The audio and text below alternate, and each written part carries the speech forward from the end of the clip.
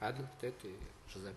Alors bon, nous on a une position qui est effectivement assez claire, puis le DIH est assez clair là-dessus. J'entends la responsabilité de respecter, de protéger et de faire respecter le droit humanitaire. Ben, il y a incombe non seulement aux États partis aux conventions, mais aux partis au conflit, aux autres partis au conflit. Donc c'est vrai, ce qui est assez intéressant dans le dialogue qu'il est impératif d'avoir avec des groupes armés engagés dans de la violence, c'est d'arriver à leur expliquer, à leur faire comprendre finalement les principes, les quelques principes de base du droit international militaire. C'est un corps de droit qui est extrêmement complexe avec des tas d'articles et beaucoup de conventions, mais les quelques principes de base, ils sont relativement simples. Et ça, le moindre combattant de campagne est capable de les intégrer s'il les connaît et si effectivement il y a une volonté politique derrière de les respecter. Et ça, je pense que cette responsabilité, elle est indubitablement aux autorités étatiques et aux autres responsables engagés dans des situations de conflit. Maintenant, c'est vrai que le mandat d'une organisation comme le CICR, et le rôle qu'on a au sein du mouvement Croix-Rouge et Croissant-Rouge, c'est de faire en sorte que lorsque la situation de crise est telle que il faut pouvoir soutenir ou aider les autorités en place à apporter une réponse humanitaire dans l'urgence en particulier, là, effectivement, nous, on va pas forcément faire la distinction entre qui est une personne déplacée et qui ne l'est pas. Enfin, j'entends, l'acte humanitaire se fera de manière indiscriminée entre des différentes catégories de population, et il sera essentiellement basé sur l'évaluation des besoins. Après, l'important, c'est évidemment de maintenir ce dialogue avec les autorités et les populations qui sont affectées, parce que elles auront la capacité elles-mêmes de pouvoir, offrir des solutions, parce qu'il n'y a personne d'autre qui connaît mieux finalement leur situation que ces populations elles-mêmes. Et puis, les communautés locales, les autorités communales, régionales, vont pouvoir offrir ou mettre à disposition des moyens pour pouvoir répondre à des situations de crise.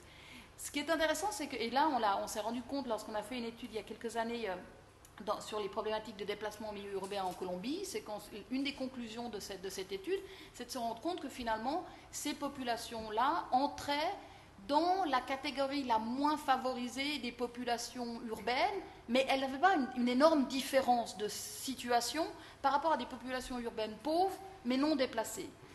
Ce qui est important, c'est d'arriver à garder un dialogue avec les autorités concernées pour non seulement effectivement adresser ce qui pourrait découler du mécanisme de déplacement, mais aussi de ne pas forcément discriminer négativement des populations qui sont pauvres par définition. Je pense que l'accès à des soins de santé dans certains bidonvilles de certaines grandes villes colombiennes n'est pas propre à des problématiques de déplacement, mais on revient à la question que vous souleviez, qui sont des problématiques de développement pur et simple, et il ne faut pas aller dans l'extrême inverse, où on a des situations encore plus anachroniques ailleurs, où finalement des gens qui ont les moyens, tout à fait, qui ont pu sauver une partie de leur capital ou une partie de leurs moyens, se sont réinstallés en capitale, ont un statut de déplacé, bénéficient de pensions, alors que finalement elles n'ont aucun problème humanitaire particulier. Et là, il ne faudrait pas tomber juste dans l'extrême par rapport à des statuts qui ne sont pas forcément en rapport avec les besoins humanitaires de chacun. On en revient à ce qu'on disait au début sur les ségrégations involontaires. Voilà.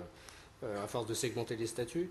Alors du côté HCR, donc j'évoquais les clusters, j'évoquais quelque chose qui est maintenant récurrent dans nos débats des 5 à 7 du CICR, c'est la fameuse approche intégrée, ces politiques de cluster des Nations Unies. Alors on a un peu envie de vous poser la question sur cette problématique des déplacés, qui fait quoi? Est-ce que c'est de la coordination? Est-ce que c'est du renvoi de responsabilité?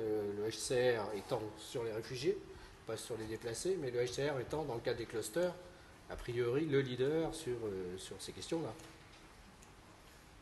Oui, bon, je voudrais me pencher sur la question de cluster en faisant un rapport aussi sur la réalité de la protection, finalement, parce que c'est ça qui est intéressant.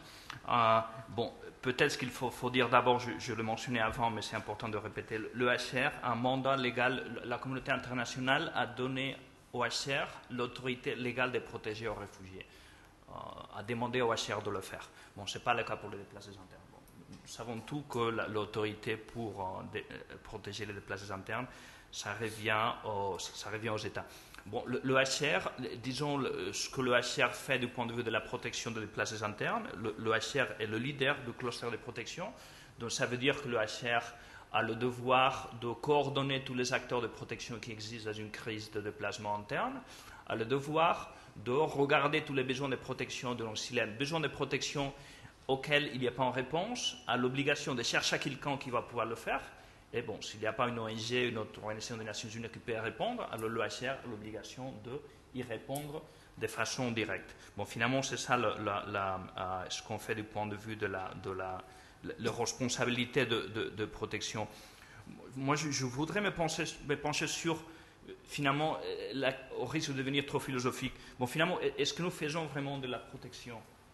Est-ce que nous protégeons les gens sur le terrain? Et là, vous me permettrez de raconter 2 anecdotes. J'étais interviewé en Afghanistan par une personne d'un journal espagnol qui ne connaissait pas le métier humanitaire, mais qui avait beaucoup de bon sens. Donc, bon, il m'a interviewé pendant 1 heure. Et bien, finalement, il m'a demandé, vous faites quoi? C'est quoi votre titre? Je lui ai dit, bon, je suis un officier de protection. Bon, il m'a dit, vous n'avez pas l'air d'être un officier de protection. Je lui ai dit, pourquoi? Ben, vous n'avez pas une Kalachnikov. Ben, finalement, ça semblait un peu bête, mais ce n'était pas bête du tout. Comment est-ce qu'on protège sans une Kalachnikov? Je pense que c'est une question assez valable. Bon, l'autre anecdote, c'est la Colombie. On revient à la prévention. On a fait un atelier avec des populations indigènes pour... bon, on était jeunes et innocents à l'époque. On a dit, bon, on veut faire de la prévention de déplacement interne. Alors, on a fait un atelier pour voir quel projet pourrait mettre en place pour prévenir le déplacement. Ben, ils nous ont confrontés de façon assez directe. Ils ont dit, bon, est-ce que vous allez arrêter la guerre? Ben, non, ce n'est pas notre mandat. Ben, alors, il ne faut pas trop parler de prévention. Bon, alors, il faut un degré de modestie quand on parle toujours de la protection. Disons, il y a, bon, vous connaissez qu'il y a des modes d'action de protection, il y a des choses qu'on peut faire, ça fait c'est le CICR qui l'a développé, on peut essayer de persuader les États de protéger. Dans des cas assez extrêmes, on peut dénoncer, disons, des exactions. On peut renforcer l'activité des États, c'est ce qu'on fait, c'est ce qu'on essaye de faire dans beaucoup d'occasions. On cherche des institutions des États qui ont un mandat, une volonté de protéger, bah, on enchaîne un projet de 3 ans pour essayer de leur renforcer à le faire. Ou bien on peut protéger eux-mêmes. Et c'est vrai que dans le cas de cluster, c'est toujours pour, disons, ces caractères un peu flous de la protection, ces caractères un peu impuissants de la protection, et le fait qu'il y a des styles de protection assez différents, c'est toujours un défi de faire de la coordination de protection. On le prend très au sérieux. De toute façon, je voudrais juste remarquer que peut-être le défi le plus important, oui, c'est vrai, c'est faire fonctionner le cluster, c'est la coordination entre des styles de protection qui sont différents. Les ONG font de la protection aussi. Elles veulent faire de plus en plus de la protection, le font d'une façon différente, ce qui est très bien, mais il faut trouver des façons de combiner des styles de protection différents.